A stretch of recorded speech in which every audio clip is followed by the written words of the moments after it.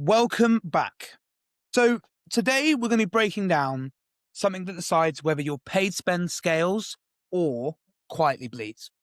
We're talking about the real UGC programs, and kind of like what creators are doing in there. We're going to kind of talk about how, you know, essentially, how do you scale a UGC program? How do you approach that? And what is whitelisting? And why are some of the biggest brands, Ridge, Jonas Road, Xclad, scaling these programs? What do you think, Carson? Up for it? Dude, I'm ready to go. Let's go. We got a good Wednesday of filming today, going out tomorrow on Thursday My for birthday this today. We are podcast. locked in Birthday today. on my Happy birthday. birthday, Luke. Thank you. Everybody wish Luke a happy belated birthday because this will be up tomorrow. But dude, happy to be here. Happy birthday. And I'm pumped because I think this is a lot of important information for people to know and understand. I think there's a lot of people talking about it at the moment, but there's also I don't think anybody's really dissecting why it's important for statics or just advertising in general. Everybody just talks about their success with it, which is cool, but nobody cares if they can't, take the information and do it for themselves. So we're here to kind of break that stuff down and show people how you guys can take the information and apply it to your brands. And, one thing I do preface with this is it's never necessarily too early to do it, but when you have a bigger brand, it's a lot more, one, financially responsible, and two, there's a lot more opportunity. But when you're a smaller brand, like focus on building your own brand and using your dollars to really build that up. But anyway, dude, like let's get started. Let's get into it. Let's talk about what people need to know about whitelisting, partnership ads, and UGC for now and for moving forward into 2026. Let's do it. Let's do it. I mean, look, I think what's really fundamental for anyone listening, right, is the reason why we use statics and the reason why they're so important in these UGC programs and with whitelisting is because when you're doing statics, you're looking for three things: the messaging and the angle. So what is that belief? What pain are you targeting? You're also looking at the creative execution. So the old days where people would run 25 ads and have the same like blank piece, like blank, black and white text, and it'd be like, for young women, for busy mums, for whatever. Those days are gone. That is not how you should be using paid statics as testing, right? When you're doing the prototyping with statics, you need to be doing format swings. That's creative execution and the messaging angles, right? That is critical. Do you agree, Carson? Percent agree. And I think like where we need to begin with why you can start testing with statics with UGC or for UGC and with like partners and creators is because one, you can just use their face as an ugly ad and just test the waters of the audience. Like you can use a micro influencer with 10K followers and partner with them or have a whitelisting account with them and really use those pages for statics to test that stuff, right? Like you're going to test the creator, when people see their face, are they going to buy? You can test the messaging that's going to work for them and really dive deep into what angle works best, right? Like just specific to static testing with these single creators. 100%. It's also a little bit more of a pattern interrupt because it's a different sell than what they're used to of just your brand. And it's why you need to test not just the formats, but also the creators themselves. Different creators will work differently for different products, for different audiences, all this other stuff. So you need to find different creators to test, including the messaging, right? You're not just testing one of those things, you're testing multiple. Yeah. And I think what Carson is kind of boil down what Carson said to its core essence, brands that are winning in 2026 will be creating these systems of like bucketing and analysis, right? The name of the game right now is this creative diversity plus high number of tests, right? And I think what's really important, because a lot of people would counter that and say, well, hold on, that kind of doesn't feel, that's taking away the creativity and the, all these things. And we've talked about previous episodes of the great ads that changed the world, all these things. And my argument to that is, in those times, it wasn't digital. It was out of home. It was in newspapers. It was whatever. You've got to take the advantage of the digital landscape, right? Yeah. One, and listen, for people that might be overwhelmed by testing with creators, and partnership and whitelisting accounts, you're only adding an extra variable. Like you're testing 4 things instead of 3. Instead of testing just format, angle, messaging, you're testing format, angle, messaging, and the creator themselves. You're just adding one more variable. It's not the most daunting task in the world, right? So just for those who might be overwhelmed by this and the testing aspect of it, just think of it as you're adding one more thing, and it's really not that big of a deal. It's just another person. That's it. 100%, 100%. And I think, I think the best way, because again, you look at, so metrics are important, right? The great thing about digital ads is you can get really granular in the weeds. But me and Carson always say you need to have a balance. In this kind of section and what we're talking about, I think it's very important. If you're looking at, let's say you've got that static, right? You know, what are you looking for? What will inform that static should be then made into a video? That video then should be made to a UGC. I'm very bullish on click-through rate, in my opinion.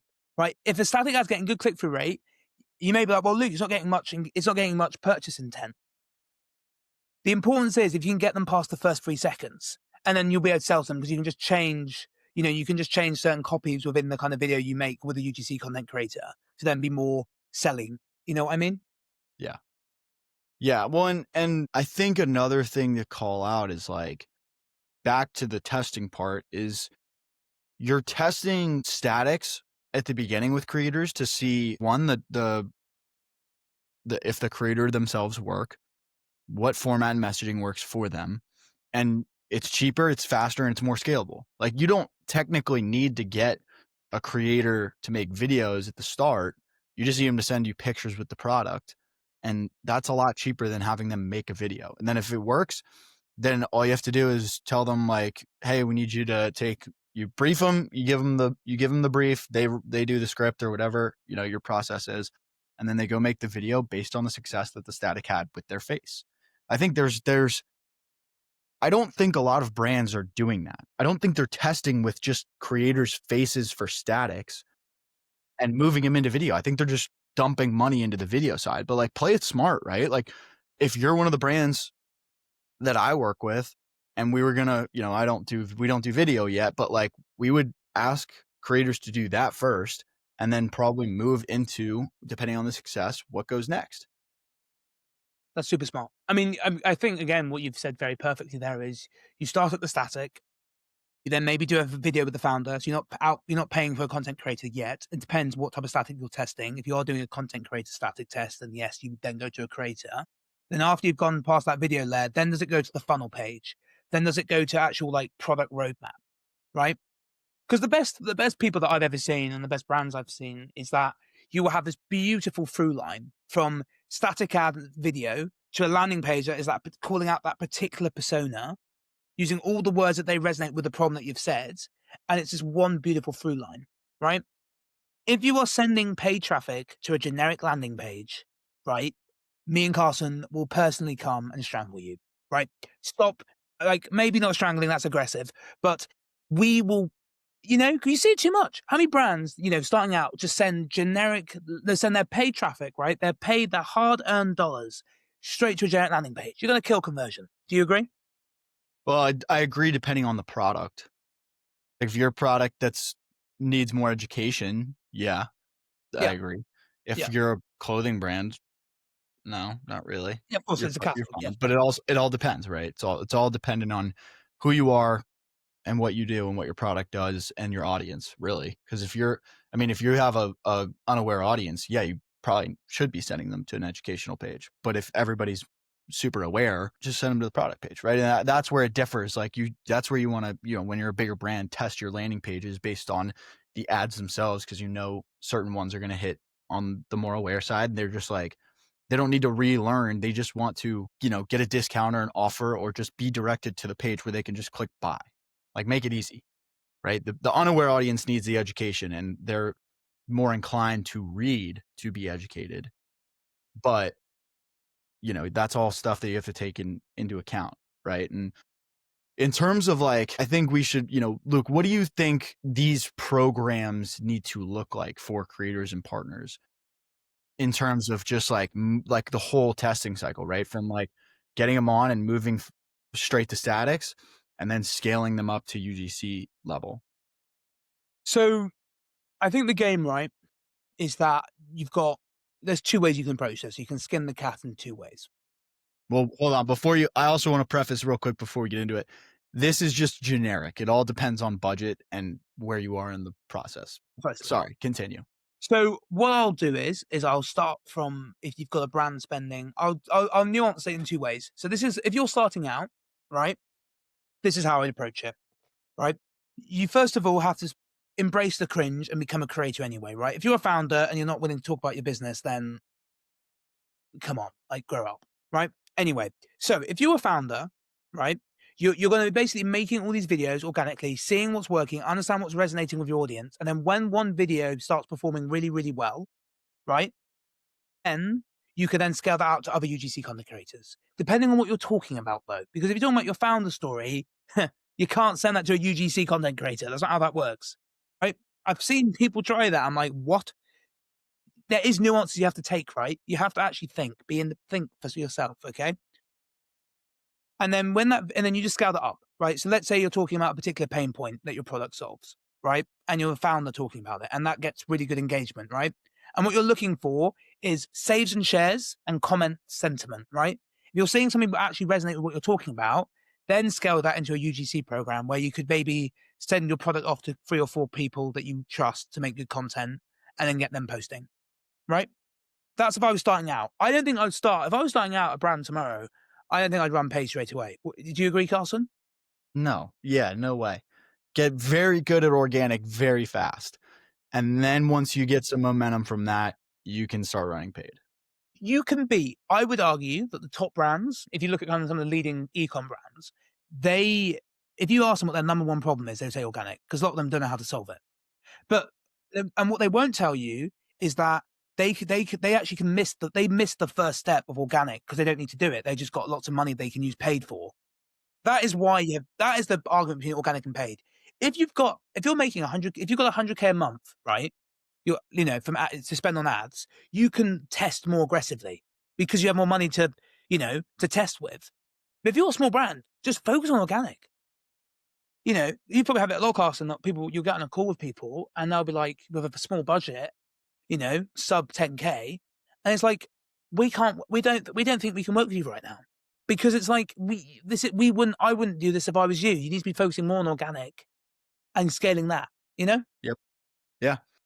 Well, and like the programs themselves for this, kind of looping back into it, like if you're just starting out, start out with 3 to 5 creators a month, test 5 to 10 static concepts as like a whole. And then from there, you figure out what works and scale up to, video variations. You probably have, 3 to 6, whatever. Get whitelisting access and just start ripping, right? Like that's the simple formula to start. It's, it can be a lot more complex if you want it to be, but keep things simple, right? And yeah, I mean, Luke, yeah, sorry. I was just going to no, say, no, go ahead. I was going to say, I think, look, and if you are a bigger brand, I think the minimal viable UGC program, these are the components you got to have, right? So first we have that creator pipeline. So that's sourcing, screening, test paid, roster, right? Then you have the training and feedback loops, which is really important, right? And then you have the creative ops, so the briefing, the scripting, the approval, the version control, etc. And you've got the performance, so the targeting learning, weekly retro, all these things. And then retention loops, bonuses, creative progression, it's gamifying the rewards, right? Making them want to post. And I think what's really important, and I'd love to hear your view on this, right? The real UGC programs, right, are not a spray and pray. They are operating systems. They are systematic virality, right? It's not just like, oh, what video should we make today? It is, they are briefed. They know exactly what videos to do. They've been briefed on how they should film it, scene by scene, scientific. I was having a chat with a brand, right? And some of their UGC content creators, they will make them hold a particular drink because of the color of it, because it will pop in the feed. That is the level of detail, but it's always in the first 3 seconds. That is the level of detail they'll go into because it's everything. I mean, me and Carson, right? If we were filming a short form video right now, right? We could make the most insightful information ever. But if we don't get you past the first 3 seconds, you'll never see it. You cannot preach to a church with You can't preach to a church of empty souls. There are people in the church, you know? Yep. What's your view on programs? What's that? I was saying, like, what do you think the bottleneck for a lot of brands when they're scaling these programs out is that they haven't got the operating layer nailed in the sense of they haven't got the information Yeah. stored? I even learned very quickly myself, operations is a hugely important part in advertising for especially for paid social. Very important, and it's important in other industries as well, like, don't get me wrong, but just talking about what I know here, you need to have, like, operations down to a T, or at least know how to move people through at least sufficiently enough to make things easy, right? This turns quick turnaround times. You need, detailed briefs. You need people to be doing exactly what they're supposed to be doing, all this other stuff. But, you know, moving kind of into, I want to kind of ask you this as well, because Yeah. for me, at the beginning, like when I first started and was learning more about partnerships and whitelisting stuff, I was a little bit more skeptical because I was like, "Oh, why do why would you want somebody else taking over for your brand X, Y, and Z?" And then I started realizing, well, you're not really giving away your brand if you're bringing the right people, but two, every brand should be their own media company, right? When you bring in these creators for whitelisting and partnership ads, you basically are making their account a subset of your media distribution. So it's just additional media distribution, right, for performance. What do you think are some misconceptions about the creator and partnership whitelisting that people might have that aren't true? The classic is, "It won't work for us." I mean, that drives me up the wall. I think a lot of brands, they say, "Oh," they go, "Oh, the product's too complicated," or they'll say, "The creators won't be able to tell the story as well as we can." And I think what people we need to understand about these partnership ads, right, is that the creator, you don't need to look at the creator just as talent. They are a distribution node, right? Yeah. Yeah, They it's great. You know what I mean, right? And I Yeah. think really important as well, I think a lot of people get this wrong as well. They'll be like, "Oh, the whitelisting ad," right? They'll go, "Oh, but we can only run it as paid." It's like, no, they can live organically and as paid. That's the great thing, Yeah. right?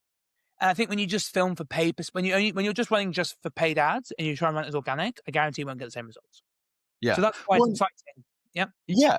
Well, and listen, partnership and whitelisting ads build trust because they're recommendations. They don't feel like the brand's just shouting in your face, and customers love buying from people instead of brands and logos, which means it's going to lower the resistance part for people to actually get to buy, yep, and it's going to feel way more native if you're even using statics or video. It doesn't matter. Like a picture of a creator with the product and like overlay native text is going to look a hell of a lot more like somebody's just posting and shouting it out. 100%, 100%. And I think And actually, yeah, I was just going to say, we have been doing way more of ugly ad style for native in the last couple weeks, and I've seen it do way better than most of the other like super polished stuff. And now I will say this, like top ads in the account are still like they look a little bit more professional, but the ugly ads, man, they're great. And the native, I wouldn't even say ugly, just native ads. That's the way to go. And it might, it's all going to be on audience, right? You can have an ad that's as ugly as you want and hammers home the same messaging, and a polished ad that does the same exact thing but converts better. It's all about just audience and testing because you never know which is going to work. yeah. I Which is mean, why I hate when people are like, you need to make one type of ad. You need to just like, dude, go make any type of ad. You could literally just take a picture of a piece of paper with, just saying go buy for 30% off or whatever. And then you could do a polished version as well with just the offer. One of them will win. One of them will win. They're completely different. They say the exact same thing, exact same offer. They're going to 100%. be, even if they're delivered to the same audience, one of them will win. Precisely. Like, this is the really important fundamental. You know, when you are testing these formats and you're testing these content creators, right? Let's be really blunt here, right? You may find that when you have women doing your UGC, they convert more than men, or it may Yeah, be they do really seriously, they big. do. Or it may be really weird. You may be like, well, hold on. When we put women in the ads, we get better engagement. But when men are talking about the problem, we get better intent to purchase. Yeah. So you need to say, what game are we playing here? Are we playing engagement? Or are we playing intent? And whatever we do really fucking well. I think what's also important is not all impressions are equal. And what I mean by that is, sorry to interrupt you, Carson. No, you're good. If you're okay, this is why I'm really bullish on whitelisting ads for next year, because I bang on about this probably more than most things. We're in a trust deficit, right? The internet is going through a very interesting period right now of AI slop and all these things. I always get very jumpy with these UGC AI ad content creator people where that scares me, right? Because it's too polished. You want someone that maybe stutters a bit on the camera or, doesn't say the right thing in the right way. Like, to me, that's fine because it's human, right? But what I'm trying to say about the impression, not all impressions are equal, because if you're paying for, let's say, just a normal static ad impression, right? Yeah, it's an impression. But with a whitelisting play, you're also buying engagement and trust in that impression because it's a human being holding your product, talking about it. And I think, and also what I think is quite exciting is if that creator pops off, let's say that creator is talking, let's say you're a sleep supplement and they talk about insomnia. Pretend that let's say you're running a sleep supplement brand, right? And let's say your content creator is talking about the fact that they toss and turn in bed a lot because they can't sleep, right? That creator, if it works, could become the explainer for that objection or pain. And that means that when anyone sees them on the feed, they automatically think, oh, that person's face, I then actually attribute to the fact that this person can't sleep very well because they toss and turn in their bed, right? It becomes a visual thing that they see with that person. What do you think, Carson? No, I agree. But I want to move now into, because this is a good segue, like what most brands get wrong. Like, I think starting off is the obvious one, choosing the wrong creator. That's a massive one. Like, what do you think people need to keep in mind when it comes to, picking the right creators? Oh my goodness. So, first of all, right, I would go through every content creator that you're interviewing and do a matrix of 1 to 5 on the score. The first is emotive delivery. Do they actually feel alive on the camera, right? Second is the first frame aesthetic, right? When they're working with you and you've seen some sample footage, what's the lighting, what's the framing, what's the background, like how are they approaching the first frame? You can tell very quickly if you've got a good UGC creator by how they approach the first frame of the video. You can just, it's an instinct. You can just tell how they approach it, right? If they're very sloppy, I get a bit jumpy. Also, my absolute favorite one is storytelling and yap ability. It's all in the yappers, right? Yep, ability. Yap ability. Can they carry a narrative naturally? It's really vital. And 4, also, I mean, it's harder to learn on the first call, but are they coachable? So what I would do is when you ask That's a great one. when you kind of, when you're looking at potential UGC content creators, make them make a video, even if it was the best video you've ever seen, just say, oh, hey, could you try this? We think you could do this better, and see how fast they are to implement that.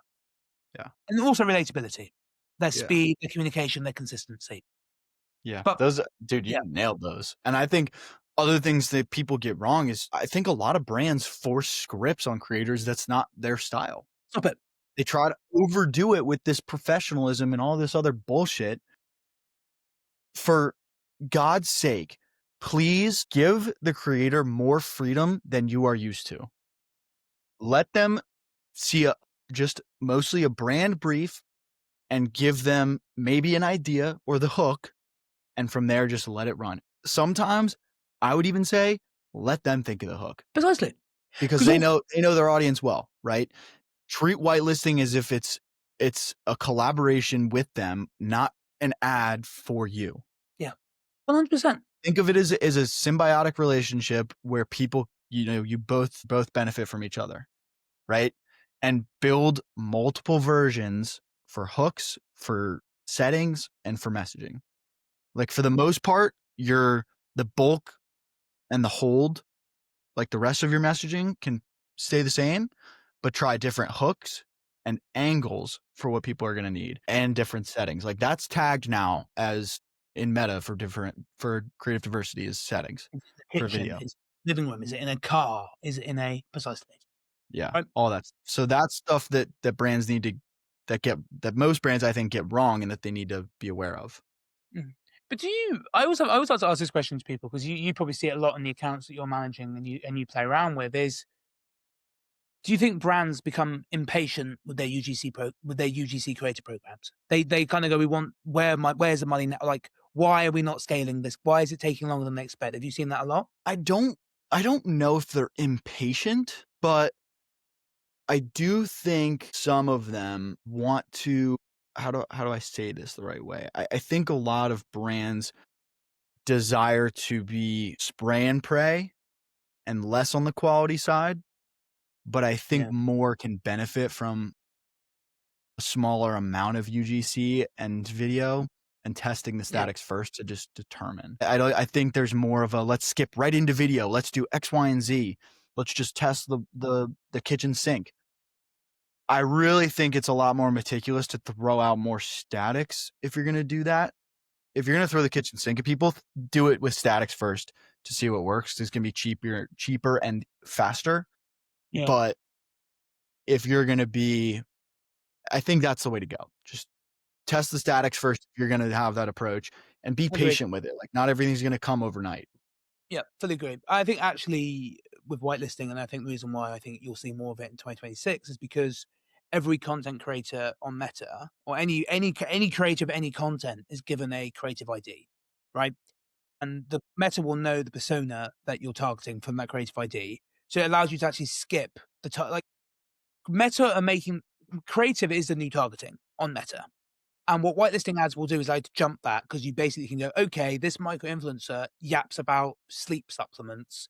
We then know with a high confidence rate that if she posts about a sleep supplement, Meta will push her content to those two people that would likely buy.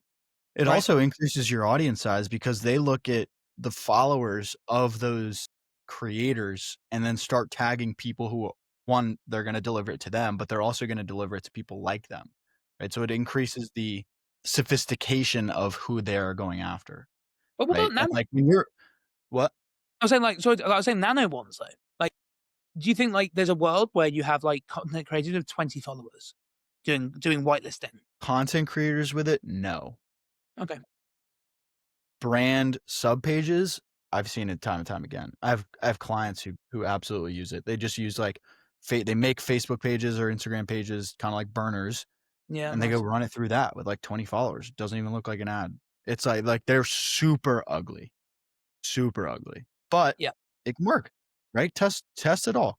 But like when you're looking for partners and creators, you're not looking for influencers, right? And this is going to sound very pretentious from like if you're a brand, but you're looking for faces that convert, styles that match one the angle, but also your brand. That's something to keep in mind. Like you're not just matching someone to your brand, you're matching them to the angle that you need them to attack. Like you can't. It does take a little bit of bias. Like if somebody's not a fan of someone's face and someone's voice, you think they're gonna buy? No. And I'm not saying that you can't pick people who are different, but they're like there is someone in every audience that won't like certain creators just because of who they are and whatever. But you need to pick people that look and sound like they're aligned with your brand. If that makes sense. 100%. I Right? mean, Like it sounds discriminatory, but what are you going to do? Throw money at somebody who's, you know, not doesn't look like they work out if you're a well, fitness there's no brand? point. I mean, let's be blunt here. If you're a supplement brand and you're selling to high achieving athletes and you've got someone that has not hit the gym for 12 years, let's come on. There's a massive incongruity Unless unless there's someone where you could that's actually quite a fun storyline where they used to be in the gym all the time, they gave up, and they're filming a piece of content about how they're about to go back into gym and go again. That's different. there. See, and this is why the angle matters. It's all about the story. Story, It's all story, about story, the story, story. story. The angle matters because you brought up a great point there. That's where you don't want somebody who might be straight jacked out of their mind. You might want somebody who's more unfit just for that angle because that's going to show that's a story people are going to connect with. This is why you have to be more particular and specific with what the angle is and what the type of person you want to convey it, right? It's the little things like that that Yeah. you have to think of. Yeah, I agree. I think an angle in my view is just, again, and we have to boil it down to its core fundamental essence. An angle is a story, right? Like, I give you, and if you're Yeah, worrying, if you're like, what? the emotional sentiment of the Yeah. story. And if you're like, Luke, I don't know what angles I can run for my business. Look, like, take a list of your favorite films, take a list of your favorite TV shows, put in some of their transcripts, some of their screenplays, right? And just say, give me 20 angles that this film talked about or story, and then take those and apply them to your brand. Here, you know what? I'm gonna help everybody out. If you want to get your angles and know what they are, just go look at honestly, you don't even have to look. Go to ChatGPT, tell them who your audience is, and ask what things they struggle with and what they desire. There's your angles. That's pain points and desires. That's it. You can go with just those two. And then you can go even deeper. What are things like situations or outcomes that people struggle with or want? You need to just know your customer in and out. It is not hard to find angles. They are everywhere. And there's a ton of them. Yeah, everywhere. You can look at your product. Just if you're let's say you have a supplement brand, right? Look at your product, see what your ingredients are, and look up, or if you don't know this, it's probably a problem anyway. What do the ingredients themselves do? L-theanine helps keep people calm instead of giving them jittery energy, right? It's that simple. It drives me nuts when nobody knows their angles. It's Right. is so easy to just go and find it out. Like, honestly, and I think again that from a really, really, really, really, really, and I'll say it one more time, really simple way, right? Look at the hero arc. It's a very simple story structure. It's someone starts stuck, they face a challenge, they get help with a tool that transforms, and they win, right? And the best angles I've ever seen is where the step change of the transformation is everything. Like, the transformation is the most important thing. It's, I used to never hit the gym and had no motivation, and now I hit the gym even on Christmas Day. I mean, that's an angle, you know? Like, it's a hero arc and it's a story you tell, and it's so important. And it's why UGC content creators are gonna be so important in 2026, because people wanna be told stories, and human beings are the best storytellers. That's why I'm not very bullish on AI UGC. I think it just takes away from the story, in my opinion. Yeah, I don't know. I mean, think What a about it sad too. life that would be, man. What a You sad have life to have that would be. you're gonna be having agencies write scripts for UGC creators instead of original content that people can tell their own story. Because every UGC AI UGC is going to become it's going to be everything's going to be made up by the brand. How unique is that? You think people are going to believe it? I mean, if you think people are just going to buy into AI UGC stories from the get go, you're wrong. No, precisely. And it frustrates me because I think people, I mean, look, we get it, right? Brands want to save money, but there are intangible benefits for actually not cutting certain corners. Like, look at a call center. Call centers are famous for this, where they'll optimize for certain metrics, but actually you should be thinking of other things. People being on the call is a privilege. But anyway, it drives me up the wall. But look, it's a huge episode. But we're going to film. Are we actually going to film on Christmas Day? Because next week is filming day. It's on Christmas Day. Are we doing that? Like, I don't know. We film on Monday. Okay, fine. I was going to say, because it would be hella bullish to film on Christmas Day. I'm not going to have great service. Otherwise, I probably would. No, no. I mean, I got to run 10 miles on Christmas Day, actually. take to a live stream. People can ask you questions while you're Live running. on IG. Yeah, mate, honestly. I mean, I'll be running 10 miles. Yeah. Yeah. Absolutely. Yeah, no, but this was a great episode. It was a little bit different from what we usually talk about, just in terms of like I think the core topic of statics. But it's good for us to diversify, and eventually, my agency we will offer video. That's on the docket. Of course, hopefully for 2026. There's a lot. But 2026. Yeah, I thought it was great, and hopefully people got some great value out of it. We need to find out what we're going to talk about next week because we don't have a damn clue. I have some ideas. Because I feel like I know what's in the zeitgeist at the moment. I think I know what people want to hear about, but people will wait for that on Wednesday. Yeah. Okay, look, it's been an absolute pleasure from me, Carson. Yep. Absolute pleasure. Thank you everybody for watching. Hit the like and subscribe. Send it to some friends in the advertising industry and even creators. But we appreciate everybody who watches. Things are growing slowly, but we are in it for the long game. And Hey, we're not going anywhere. yeah. Thank you guys Mate. for watching. Catch you next week. Peace.